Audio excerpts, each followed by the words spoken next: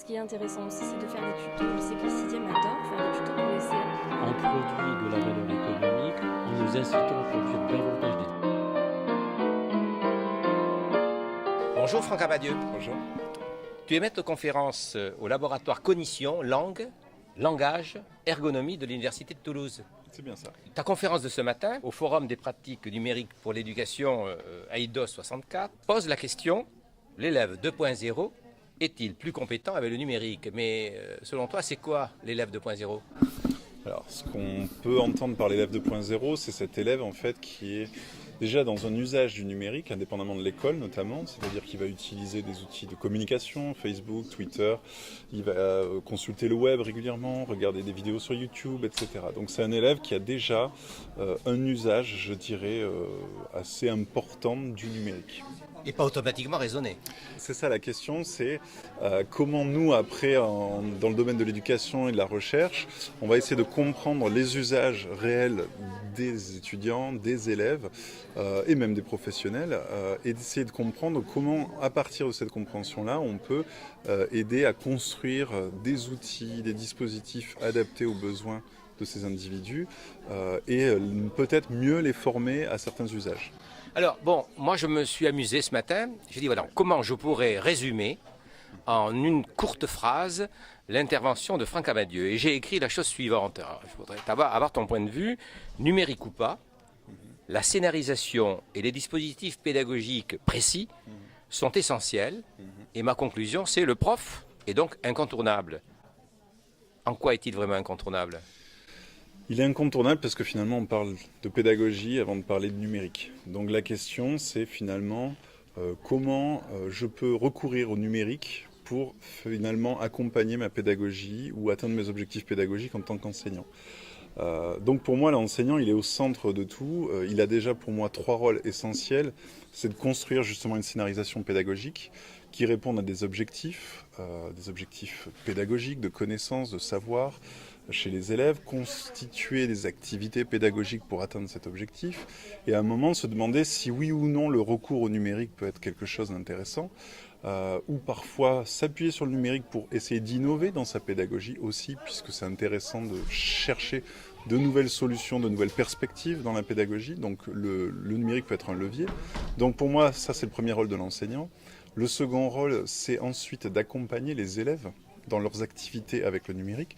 Donc surtout ne pas croire que parce que je donne des outils numériques à mes élèves, ils sont devenus autonomes et ils sont devenus indépendants, ils ne peuvent pas s'affranchir de l'enseignant. D'ailleurs, ils ne sont pas demandeurs de ça. Donc pour moi, l'enseignant doit avoir ce rôle d'accompagnateur de l'élève. Et enfin, je dirais un troisième rôle qui me paraît important, c'est que les enseignants, l'école forment les citoyens du numérique et les aident justement aussi à être efficaces dans leur étude à partir de documents numériques, etc. Parce qu'on sait que certaines procédures, certaines stratégies sont plus efficaces que d'autres, mais les élèves, c'est pas parce qu'ils utilisent régulièrement Facebook ou des outils du numérique qu'ils savent comment apprendre avec le numérique. Alors, quand on regarde les différentes dispositions législatives, je pense aux lois qui ont été votées par les parlements depuis, je dirais, une trentaine d'années, on a toujours mis l'élève au centre. Là, tu as dit tout à l'heure, il faudrait peut-être mettre l'enseignant au centre. On décentre un petit peu l'objectif ? Je pense que c'est 2 pôles incontournables. L'élève, l'enseignant, et quand je dis l'élève, c'est l'élève individuel, mais c'est aussi le collectif, c'est la vie de la classe, c'est l'organisation de la classe. Donc je pense qu'on ne peut pas ne parler que de l'enseignant ou que de l'élève. Le numérique doit répondre aux besoins de ce système-là qui implique l'élève et l'enseignant. Et donc la question, c'est comment on rationalise l'utilisation du numérique pour répondre aux besoins de ces acteurs-là du système éducatif. Et si je comprends bien ton propos, en fait, la citoyenneté numérique devient l'objectif majeur ? Je ne sais pas si c'est l'objectif majeur, ça peut être un des objectifs, puisque c'est ce qu'on disait, l'usage du numérique, il se fait indépendamment de l'école. Quand on essaie d'apprendre aux élèves à identifier les sources des documents, des informations qu'ils trouvent sur Internet, essayer d'évaluer la crédibilité, la fiabilité, la pertinence des sources. On sait que ça, c'est important pour le citoyen de demain, pour se forger un avis, pour construire des analyses un peu réflexives. Sauf qu'on sait que dans les usages un peu classiques, on ne le fait pas très spontanément. Donc comment l'école peut accompagner, en tout cas les élèves, et les sensibiliser à ce type d'approche et ne pas prendre pour content tout ce qu'ils peuvent trouver comme ça sur Internet. Alors, quelle place doit-on donner au numérique, je dirais aux objets numériques plus généralement, pour faire en sorte que justement l'action du professeur permette d'avoir toujours un élève au centre, mais avec une préoccupation sur l'enseignant? Oui, alors moi ce que je pourrais répondre à ta question, c'est que finalement l'outil numérique il est intéressant d'une part pour l'innovation pédagogique. Donc déjà, ça peut être un levier, comme on le disait tout à l'heure, c'est-à-dire je me sers aussi de l'outil, de ce qu'il permet de faire, que je ne pouvais pas forcément faire avant avec d'autres outils. Et ça me permet aussi d'imaginer autrement ma pédagogie, ça c'est un point. Et ensuite, effectivement, c'est le numérique, est-ce que je dois le penser par rapport aux usages de demain? Est-ce que je dois préparer mes élèves à une insertion dans la société, dans la vie professionnelle? Et donc, c'est-à-dire aussi être dans une veille technologique, être au fait un peu des usages et des évolutions, et comment accompagner par exemple les élèves sur l'identité numérique en ligne. C'est-à-dire que les élèves se retrouvent avec des identités numériques qu'ils ne maîtrisent pas, où on sait que de toute façon tout est diffusé sur Internet malgré soi-disant les verrous par-ci par-là. Et ça, je pense qu'il y a un accompagnement de l'élève et du citoyen de demain là-dessus qui est important. Alors, cette quatrième révolution industrielle, Ouais. ce qu'affirment bon nombre de spécialistes, je dirais, c'est aussi la révolution numérique. Il n'empêche qu'elle inquiète d'une certaine façon, puisqu'elle impacte tous les lieux de la société, l'éducation certes, mais aussi le travail. Les théoriciens du digital labor énoncent un certain nombre de conséquences de la mise en œuvre du numérique qui sont quand même un petit peu interpellants. Quel est ton point de vue là-dessus?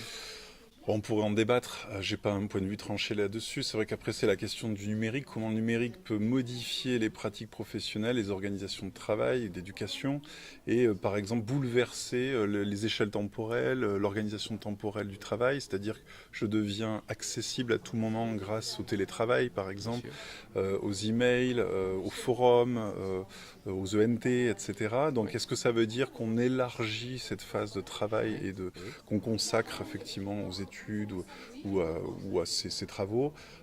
Ça pose des questions en termes de mélange de sphères, d'intrusion de la sphère du travail sur la sphère privée.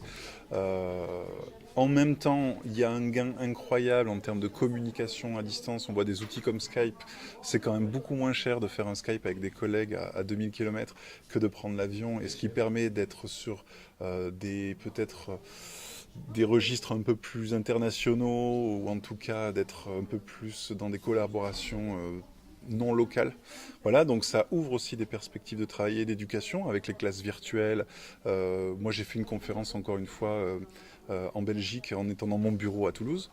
Donc voilà, c'est ce genre aussi de perspective qui est fantastique, que moi je trouve absolument Mais si génial. je te posais la question, c'était justement pour revenir au professeur, Ouais. parce que quand on dit le professeur est incontournable, la question connexe pourrait être le professeur en présentiel ou le professeur d'une façon générale, y compris en virtuel. Ouais, alors déjà, le professeur de manière générale, ça c'est sûr. Quand on fait des classes virtuelles, quand on met des ressources en ligne, quand on répond à des forums, moi par exemple je m'occupe de forums en première année où il y a des centaines d'étudiants, ils sont très très satisfaits d'avoir des enseignants qui prennent le temps de répondre.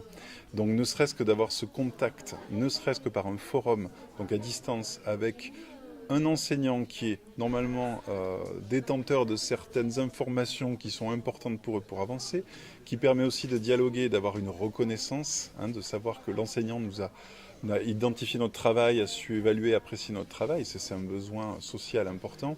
Donc même à distance, l'enseignant est pour moi incontournable, mais en plus les gens sont demandeurs bien évidemment du présentiel. Je ne connais pas d'étudiant qui me dit non, j'ai pas envie de voir un enseignant en vrai. Bien sûr, tout le monde préfère dialoguer, on le voit même dans des réunions de travail. On préfère se réunir en physique, en réel, en présentiel, que de faire un Skype si c'est possible. Oui, alors donc, la conclusion peut-être qu'on pourrait tirer, la vraie révolution, elle sera plus pédagogique que numérique. Je l'espère. Je pense que la vraie question qu'il faut se poser, c'est celle de l'innovation pédagogique. Et le numérique est un des leviers pour cette innovation. Merci beaucoup, Franck Amadieu. Je t'en prie. Merci à toi.